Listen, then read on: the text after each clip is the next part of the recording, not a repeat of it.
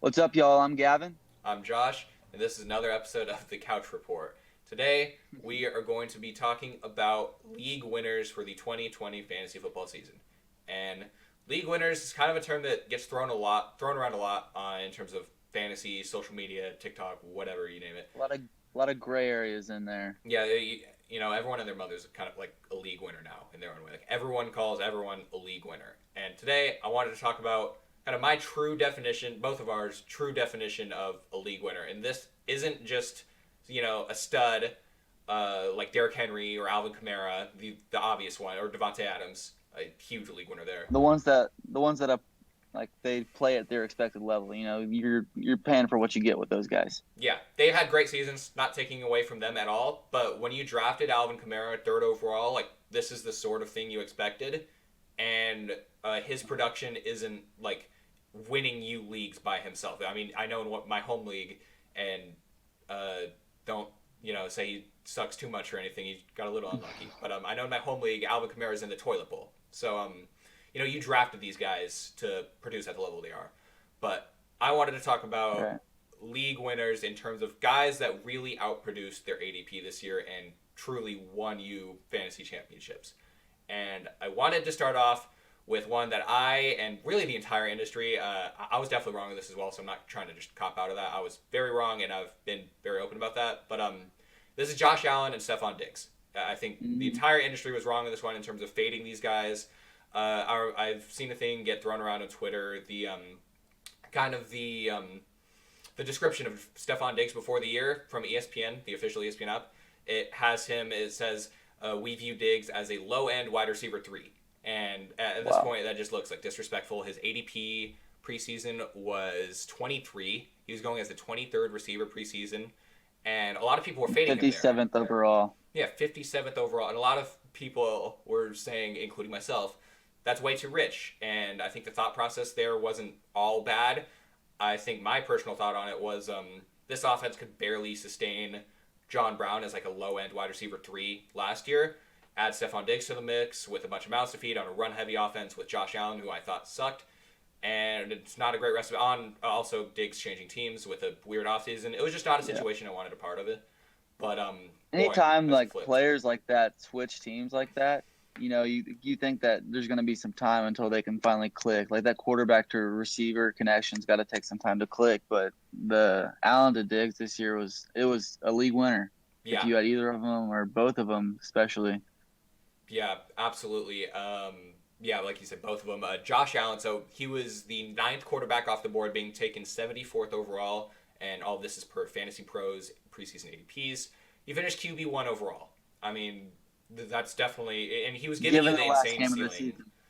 season. Sorry, what were you Given gonna say? this next week, if everything stays the same this next week, he'll be QB1 for the 2020 season. Yeah, and the nice thing with Allen is he's giving you the ceiling. The rushing touchdowns, obviously, like highest in the league, I believe, for quarterbacks. Is like Cam Newton level rushing touchdown production, more than Lamar Jackson. Even last year, he had more than Lamar Jackson. He's a red zone threat on the ground. He's the best goal line running back on that team, and he's I believe third in the league in passing yards right now. So he's giving you the floor with the passing yards. He's rushing a lot. He's rushing for touchdowns. He's giving you the ceilings. And this Bills offense, I'm going to pull it up on the screen right here, right now. And this Bills offense is passing more than anyone in the league right now. And this is credit to Brian Daboll, credit to Josh Allen himself for just having a. I believe he's a true MVP candidate. And Oh yeah. I was very wrong in this. I was not a Josh Allen fan 2 years ago or last year, and he's improved a ton. And now I wanted to get into Stephon Diggs, who, again, credit to him for being a huge part of Allen's development this year in terms of giving him a truly elite wide receiver 1, because that's what he is, man. I think a lot of people before the year, I mean, we've always known Stephon Diggs is talented, right? Like, for the last 3 years in Minnesota, like, we've known he's a talented receiver, but he's just never really been the guy in an offense. He's been on a run-heavy team. Kirk Cousins is, I think, a pretty good quarterback, but never had an elite quarterback that's going to sustain multiple receivers. And he's never really had a chance. And this year, Buffalo, they gave him that chance. They gave up a ton for him, and he's getting 10 targets a game. Like, they've given him a chance to be a truly elite alpha wide receiver, and that's what he's been in terms of for fantasy. In the fantasy playoffs, he averages 32.1 fantasy points per game. and that is an absolute league winner. And I wanted to talk He about them completely first. he completely opens up their offensive playbook, and like I would definitely say that they're the number one seed in the AFC. Talking about real football right now, like over the Chiefs, like Yeah, last week, I winning by agree. 3. Definitely. I think that duo is going to be might be bringing Buffalo the first Super Bowl. Yeah, that Allen to Diggs combo, this offense is that something special. And when John Brown's also been injured, and when John Brown has been on the field, the offense has been even better. Allen's numbers with Brown are even better because Brown gives him that deep threat over the top, and it allows Diggs to work over the middle and do stuff that formerly he was more of a deep threat, and he's really turning into Mhm. like a complete alpha wide receiver now. And for fantasy purposes, he's somewhere around 10 targets a game. He leads the league in catches. He's been I think it might even be unbelievably more than that, yeah, yeah, that's a good point. He leads the league especially in catches for sure. especially You might, especially these last few weeks.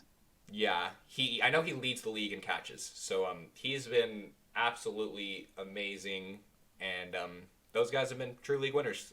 Shout out to Buffalo, definitely. They have a future to look forward to for sure. But who did you want to talk about next after those guys? I will let you talk about your golden boy down in Jacksonville, but I think we need to talk about Calvin Ridley this year. Wide receiver 5 right now, given next week. For the first quarter of the season, he was wide receiver 1 down there in Atlanta, especially with Julio there. Nobody really thought he would be that good. His ADP was 43rd overall, which that's not too bad. 15th ranked receiver. He's a high end wide receiver too, but finishing wide receiver 5 this year, I think with the value you get him at, he definitely could win you some leagues or definitely get you in the playoffs. I know these Yeah, past few weeks with Julio out, he's really popped off. yeah, definitely. He's been. I think he was kind of touted as this year's Chris Godwin. Like a lot of people preseason thought this was the year for Calvin Ridley, which kind of made his ADP go up. Like you said, getting taken 15th is no slouch to say. As the 15th receiver, that's pretty high. But even at that price, it was still a discount for how good this guy has been. And I know I was talking with you before we started recording that Calvin Ridley kind of used to be like the ceiling guy, multiple touchdowns, boom, with that Mm, pass heavy offense. But he's been giving you a floor this year too. I mean, his floor games have literally been like 5 for 120. Like he is getting an yeah. unbelievable amount of targets. He's incredibly talented. Uh, and this isn't a thing like a Juju with AB or something like that where he's benefiting from number 2 coverage. Julio has been inconsistent at best this year. He's been off the field, I believe, the last 3 weeks, and he is Hmm. playing. He's going against He's legit playing quarterback better. ones, and yeah, he's He's getting the playing better. targets. He's still producing without Julio. I mean, he's been unbelievable this year. He's been a true league winner, and another one that's kind of one of those breakout wide receivers. Why I personally will always target running backs early is DK Metcalf, and DK's finished. He's wide receiver 6 right now, and I know he's kind of slowed down as of late. But Mm. preseason he was the 21st receiver being taken in drafts, and this is another one that a lot of people were high on. Thought he was going to break out. He was in that like kind of Terry McLaurin, also had a good year, and DJ Shark tier. And the one thing I remember saying to my friends before the season about that tier on Shark, McLaurin, DK was I'm going to get in front of this one. I preferred Shark out of the 3, even though he's been the worst. And I preferred Shark, and then I had McLaurin, and then Metcalf, although I did like all of them, because I thought Shark and McLaurin would have the most targets on teams that are going to pass more. They're going to be behind. Seahawks historically run the ball a lot. But the one thing I said about DK Yeah. Metcalf was he has legitimate 20 touchdown upside. And that's what he's flashed this year. He has shown he's an amazing touchdown scorer. He's one of the best receivers in the red zone. He's always a big play threat. And the thing that I think I didn't account for, that a lot of the industry also didn't account for, was that I think was kind of an obvious one that we all missed was Tyler Lockett has never been an alpha wide receiver. Like he's been there for years, and they've always been missing that Hmm. piece. That wide receiver 1. He was kind of in there with Doug Baldwin. He's never been the guy though, and Metcalf has stepped in year 2 and absolutely been the guy. He has been I think amazing for them. he's what you would contribute to their complete change in offense. Like they've always been run first, run first, run first, and then the whole let Russ cook deal popped up this year, and I think DK is really the main factor that attributed to that. Yeah, absolutely. He gives them. I mean, I know Jalen Ramsey, who I believe is the best corner in the league, has kind of had his number in both of the games they played. But if you take out those games, and if you take out those games, he has been absolutely amazing in terms of for fantasy this year. And just from a real life perspective, it's kind of a popular thing I think right now to call him overrated and like hate on DK Metcalf, but I think he's absolutely like he is an alpha wide receiver in every sense of the word. He's 6'4", he's physical, he's got the speed, and I know he's kind of having drop issues right now, but I think those will probably get fixed.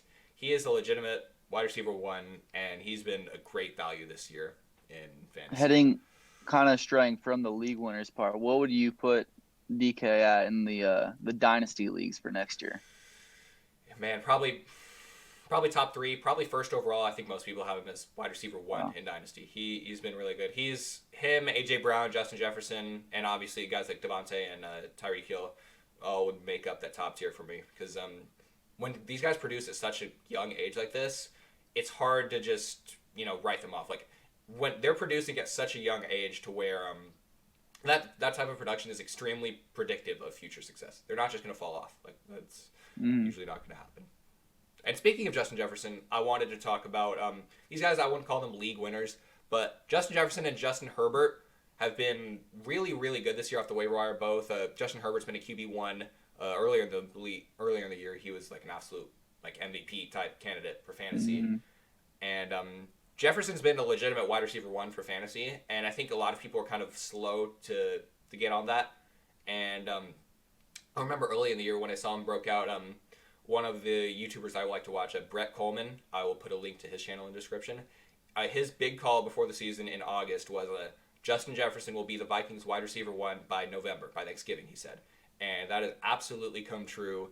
He's getting the opportunity. He's getting, this is a consolidated target share as well. So while they run the ball a lot, all of the targets in this offense are going to Jefferson, Thielen, sprinkle in Irv Smith, sprinkle in Dalvin Cook. But all of the targets here are going to Justin Jefferson, and he is a rookie. I believe he's 22 years old, and he's already like a wide receiver one in terms of real football. I think he's already an elite wide receiver. Like he's that good. And for fantasy this year, he's been very consistent. So get this: in the last 7 games, he has below 14 fantasy points one time. He's been a really consistent wide receiver one, and he's giving you the ceiling as well with 3 games over 20. And he's been really, really good this year. And I think he's benefited because Thielen has kind of been a little inconsistent with injuries or the COVID thing that happened a couple weeks ago. Yeah. But preseason, I had no thought to draft Justin Jefferson with how they give the ball to Dalvin, and just with Thielen still there, I thought for sure he might be, he'll pop out for a few games, but that's it. But yeah, he's one of those guys that you get off the waivers or you get him late rounds and he just can form your team. Yeah, he's been, like I said, he's been a wide receiver one, and you didn't obviously spend that on him. You probably got him off the waiver wire, and he's been absolutely amazing. The other person I wanted to talk about that has been like a waiver wire steal is James Robinson, and he's a guy that I've absolutely been super high on all year, and my reasoning for it is so last year, a lot of people in the fantasy industry were talking about Leonard Fournette and how many touches he was getting, how many targets, the volume he was getting, and touchdown regression is a big thing I like discussing. And Leonard Fournette last year, he had 3 touchdowns on like 400 touches, something ridiculous. And everyone was like, every single week you saw these videos on Leonard Fournette. Buy low on Leonard Fournette. He's getting so much volume. He's getting unlucky with touchdowns. Buy low, buy low.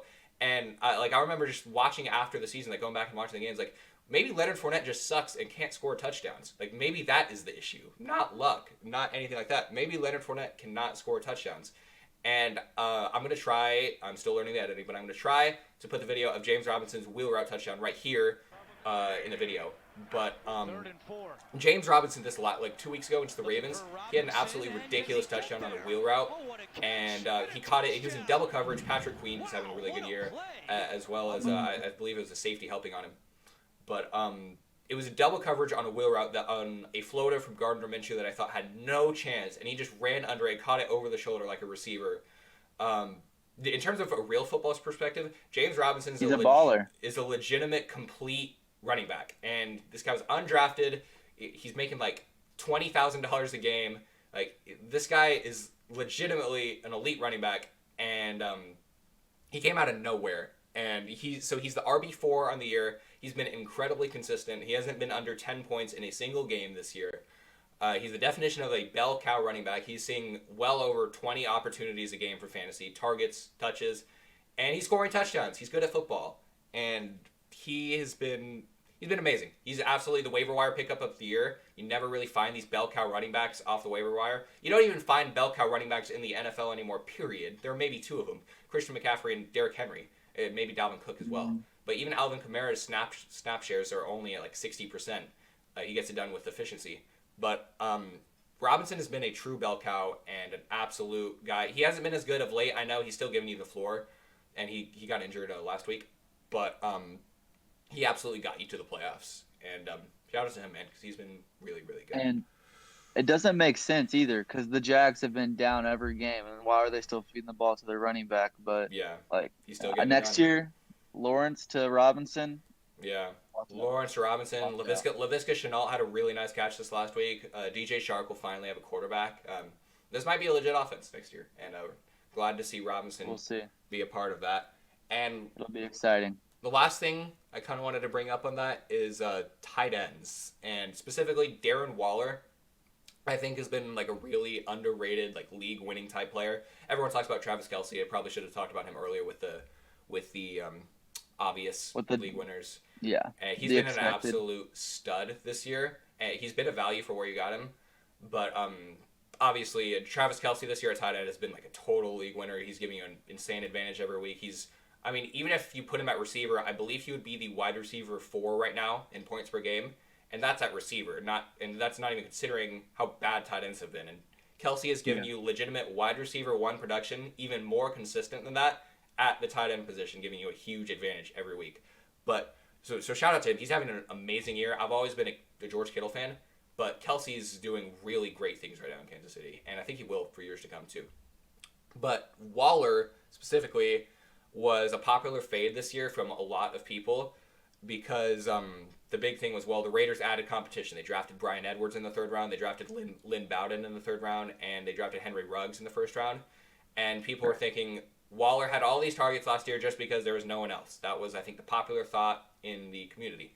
But I think Waller's just totally proven that wrong this year. He is a legitimate elite tight end in terms of real life. He is a great athlete. He's a good blocker. He can line up at receiver and beat corners over the top. Waller has been an absolute stud. He's giving you a lot of ceiling games. I know in the fantasy playoffs he's had 2 30-point games. And averaging 20.2 in the playoffs. Yeah. When tight ends you're lucky if you get 10 if you don't have Kelce and Waller. Yeah, you're hoping for 10 for most of your tight ends. Waller's giving you legitimate 30-point ceilings. Darren Waller, I hate to say this because I've been pretty high on him for a little bit, but Darren Waller is what everybody wants Evan Ingram to be. Like, that is what Darren Waller is. He is a great athlete. He's a great receiver. He's a good blocker too. He can line up out wide. Stays healthy. And he stays healthy. He's very durable. He can line up out wide and beat cornerback ones. He is this team's legitimate wide receiver 1. Like, period. He is a great player. And another really good story too. On multiple practice squads. Raiders picked him up last year, and he's been an absolute baller. So shout out to him because, and again, especially considering the position he plays. He tight end being so bad this year for fantasy, he has absolutely won people leagues. In fact, in my home league, in the championship, the team with Kelce is playing the team with Waller. So those guys have been league winners for them. It correlates, man. In both leagues, sorry, I said my home league. In both of the leagues I play in, Darren Waller is playing against Travis Kelce. So those tight ends have been really valuable for your team because you're getting a huge advantage every week. Let's see what's next. We'll throw in a little mention for the Dolphins defense. Defenses, they won't really, you're lucky if you get a few points with your defense, but the Dolphins defense was ranked 32nd, dead last preseason. And this year they're 2nd for the whole season, just behind, who was it? The Chiefs? No. Probably the Colts. It's probably the Colts.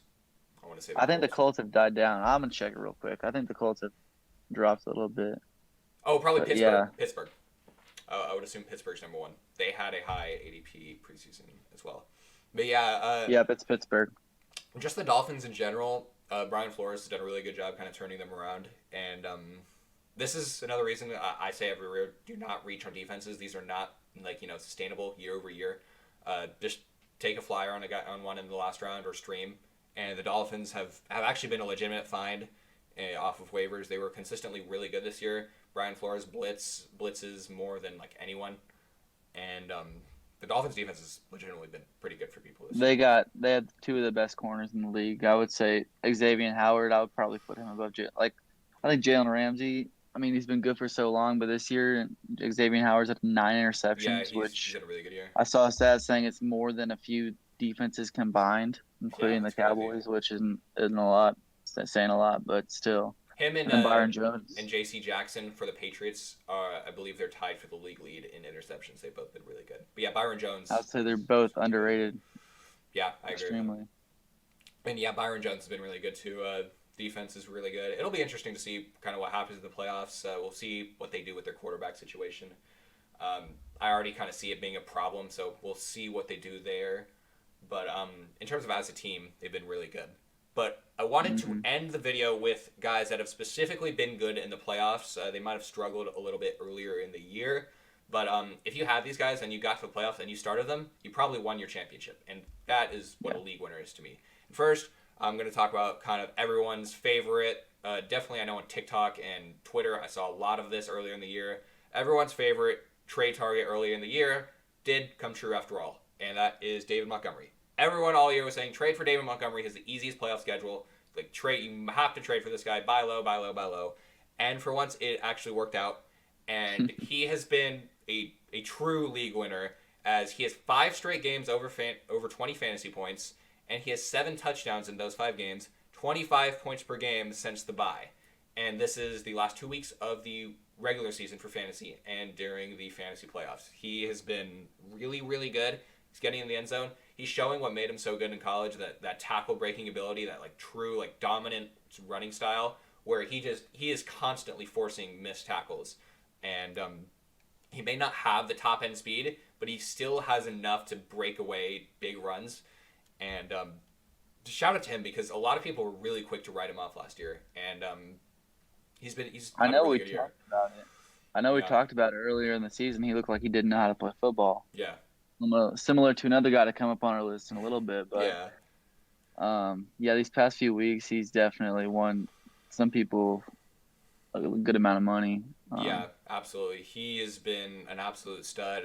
This Bears offense with Trubisky has been better. I know people want to hate on Mitch, and obviously he's not a very good quarterback. But in terms of at least giving juice to the offense with his legs, he's at least provided a spark. I know they've played the easiest schedule, so that'll be he'll be a really interesting player to debate for next year, and that is David Montgomery.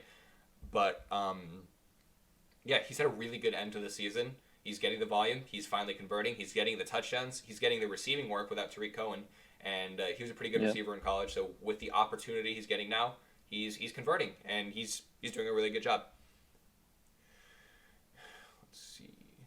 You want to talk about that other guy who started to look like they knew what they were talking about, Jonathan Taylor over at the Colts.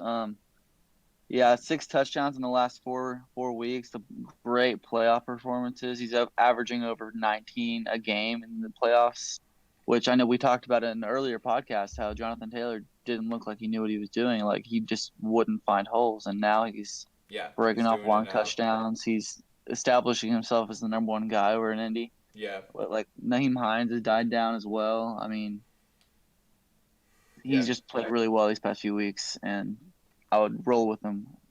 Yeah, I would continue to roll with him. Continue to roll him out DFS and season long, and next year he's another one that'll be an interesting guy to debate. But he looks really good out in the field, and he's been amazing in the red zone. Again, I like to talk about touchdown regression a lot because I just think it's not true. I just don't think it's a good thing to talk about in terms of the mainstream analysis is volume equals production, which is generally true, but it doesn't always apply when some guys are better at scoring touchdowns, Aaron Jones. Some guys are bad at scoring touchdowns, Kenyon Drake, Leonard Fournette. And you can't treat players like, cogs in a graph, right? And Taylor has been an absolute touchdown machine these last few weeks. Like you said, he's got 6 touchdowns over the last 4. And he looks really good out there. He has been, if you started him these last 4 weeks, a lot of people, I'm sure, that first blow-up game he had against the Raiders may not have started him because he's a little tough to trust at first. But since that big breakout game, he has been an absolute monster. he is, I think, cementing himself atop this rookie running back class, like we all thought he would be before the year started. And took him a little bit of time, but he's been really, really good and been an absolute stud in terms of for fantasy and for real football as well. Yeah, I bet for next year, I mean, you're probably looking at a late two. Maybe he might even slide into the early or late first. Yeah, This. I expect him to slide into that late first. I don't expect Marlon Mack to be there next year, and assuming Phillip Rivers is still the quarterback, which I guess is up in the air, Taylor's Mhm. going to be the bell cow running back. Not Hines will still be involved, but Taylor will be the bell cow running back there, getting almost all of the carries as well as receiving work because he's been really good in the passing game this year. Mhm. Rivers love to target the running backs. I think their line has been mysteriously not as good as they should be this year. I think they'll probably get a little better next year, and I think next year Taylor might sneak into the first round. Like, he's been that good, and he's been absolutely amazing since taking over this backfield. Hey guys, I ran into an issue while I was ending the video and while I was kind of editing the end of it. So I just cut it short, but I didn't want too much of like an abrupt ending. So I just wanted to say thank you for watching. Please be sure to like, comment, subscribe. I'll have both of our Twitters linked in the description below. And yeah, man, subscribe for more fantasy football content in the off season. We will be grinding. I know we both really enjoy these type of videos because it's really fun to talk about. What happened in the season. We got a long 8 months ahead of us, and we're gonna be getting better every day. So yeah, see ya.